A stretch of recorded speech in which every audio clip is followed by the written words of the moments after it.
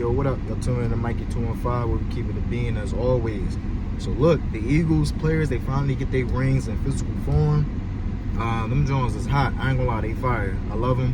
They real nice. They got the wings that pop out. Real creative, real different. Shout out to the players. They all look happy. AJ Brown, Smitty, they all was smiling ear to ear like a kid on Christmas. You know what I'm saying? Rightfully so. They deserved it. They worked hard for it. All of the players, they did their thing this season. Props and respect to them and what they pulled off.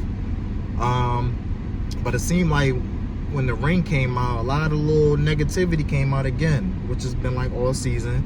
You know, you got Cam Newton saying what he said about Hurts. You got Commanders fans, you know, saying they little BS, Cowboys fans too. And I'm going to start with Cam. So I watch Cam's show sometimes. During the season, right, he was saying he don't think that the Eagles can win the bowl with Hurts or whatever, right? So that's his opinion. All right, cool, whatever. February come, what do Hurts do? He won the bowl with the Eagles. Then he comes out on his show right after the Super Bowl and say, all right, you got to put Hurts in the elite category. So I'm like, all right, cool. He came around, you know what I'm saying? Like, he like, all right, you got to put him in the elite category for what he's done this season and what he's been able to do since being on the Eagles team. So I'm like, all right, cool. Now we fast forward to July. Now he's saying Jalen Hurts not even in his top 10. And it's like, bro, like, where the energy at? Why you ain't keep the same energy, bro? Like, how he elite 1 month, 6 months later, or however long later, he not elite? He not in your top 10? And then you got the nerve to say why he's not in your top 10 is because of who he's throwing the ball to. It's like, Cam, I'm a little disappointed in you. It's like, all right, the analysts that didn't do anything in their career, it's like, all right, I get it. But Cam, like, you were a problem during your career. Cam Newton's one of my favorite players to watch. Top 10 favorite players to watch during the 2010s. You feel me? So it's like, for him to say that, it's like, damn, like, what? I don't get it.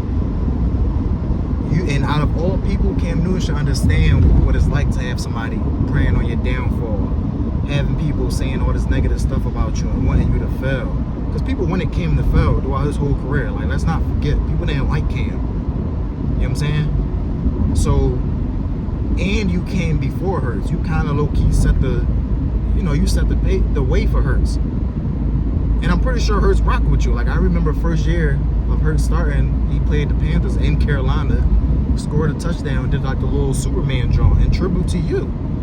So it's like, for you to kind of be flip-floppy with him, it's kind of a little weird, I ain't gonna lie. And it's a little corny, because they bash you to this day, 10 years later, about not jumping on that ball in the Super Bowl. You feel me? They was bashing Hurts for 2 years about him fumbling, even though that wasn't the game deciding factor. So it's like, I ain't really like that from Cam. I ain't gonna bash Cam Newton really, because like I said, my channel is not about bashing athletes. I try not to, but like, I ain't really like that from Cam. I ain't gonna lie. And the Commanders fans, oh man, I don't even know where to start with them boys. They get one season, they don't know how to act. They get their first bad little chick, and they don't know how to act. Commanders fan, I was rapping with, he like, yeah, we up next for the chip, we going to the bowl. And I'm like, bro, what, honest question, what makes you feel that way? He like, what you mean? We got our offense is explosive, our defense is reinvented. We got the best quarterback in the NFC. And I'm like, whoa, bro. Number one, the offense is cool, I ain't gonna lie, but you got a disgruntled star wide receiver, and training camp is around the corner. Reinvented defense. Well, bro, y'all got Bobby Wagner, who's getting up there in age. He about to be 59. Von Miller already 66. What defense? What you mean, bro? Like, come on, bro. What are you talking about? Then he said the number one quarterback in the NFC. And he showed me the little screenshot of the top 10 list that they had, the little BS top 10 list. And they had Jalen Daniels top 5 and best NFC quarterback. And I'm like, bro, y'all drinking the Kool-Aid a little bit too much. Slow your roll, calm down. Because y'all in for a rude awakening this season. I'm not saying that Jalen Daniels isn't nice and he's not going to be really good during his career, but slow your roll, bro. It ain't that easy. Y'all get one season and think that shit's supposed to translate to the next season. It don't work like that. Y'all roster, y'all got that old ass life alert roster and think that y'all about to do something. Like, come on, bro. Y'all think y'all about to hear a Super Bowl for the Commanders? Look, bro, the only thing that y'all gonna be hearing is bingo. Them old ass players gonna be down there playing bingo on the 50-yard line. That's how old of a roster y'all got, and I don't think y'all understand that. Like, y'all not going back to the NFC Championship game. It's not happening. It's not easy. That shit don't grow on trees. Like, come on, bro. Like a whole life alert roster. What's the commercial they used to be like? It's like, help, I'm falling and I can't get up.